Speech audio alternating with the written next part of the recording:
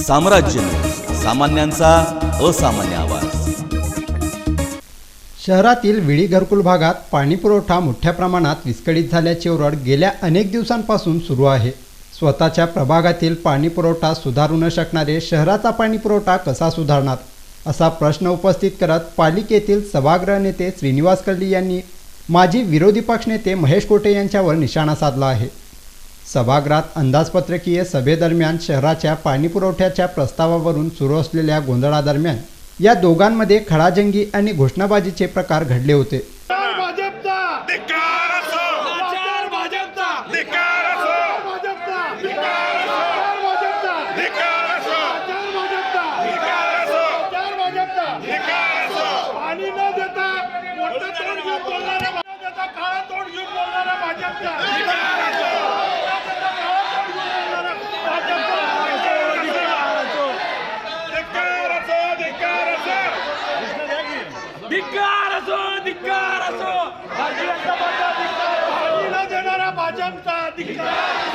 गेल्या अनेक महिन्यांपासून शहराचा पाणी पुरवठा पूर्णपणे चुकीच्या नियोजन पद्धतीमुळे विस्कळीत होत आहे।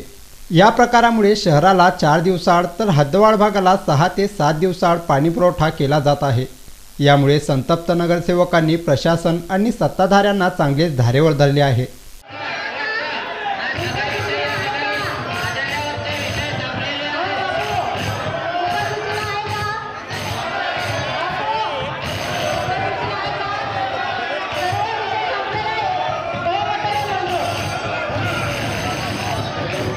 शिवसेना व सर्व विरोधी पक्षांनी सत्ताधारी भाजपाने शहराच्या पाणी पुरवठ्यासाठी आणलेला प्रस्ताव रोखून शहरवासियांना भविष्यात जलसंकटाला सामोरे जाण्यास भाग पाडले असल्याचे सांगितले होते। यावर बोलताना सभागृह नेते श्रीनिवास कर्ली यांनी महेश कोटे यांच्या प्रस्तावाची खिल्ली उडवली।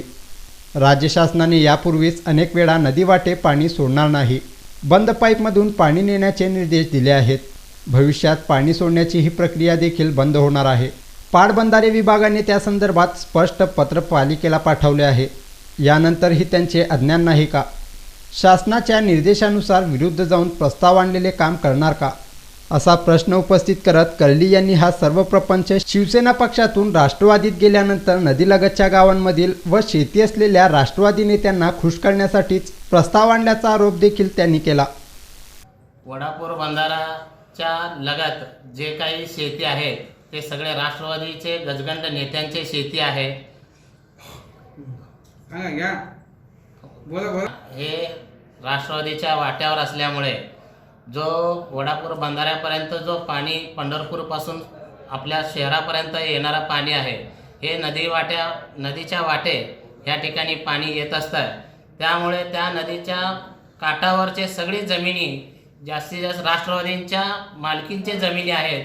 त्या नेत्यांना खुश करण्यासाठी हा वडापूरच्या नद्यांच्या माध्यमातून जर पाणी आणले तर राष्ट्रवादीचे नेते लोक खुश होतील आणि महेश अण्णांना लवकरात लवकर राष्ट्रवादीत प्रवेश मिळेल।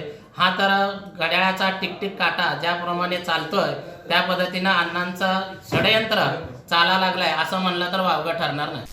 शहरातील विडी घरकुल भागात पाणी पुरवठा मोठ्या प्रमाणात विस्कळीत झाल्याची ओरड गेल्या अनेक दिवसांपासून सुरू आहे।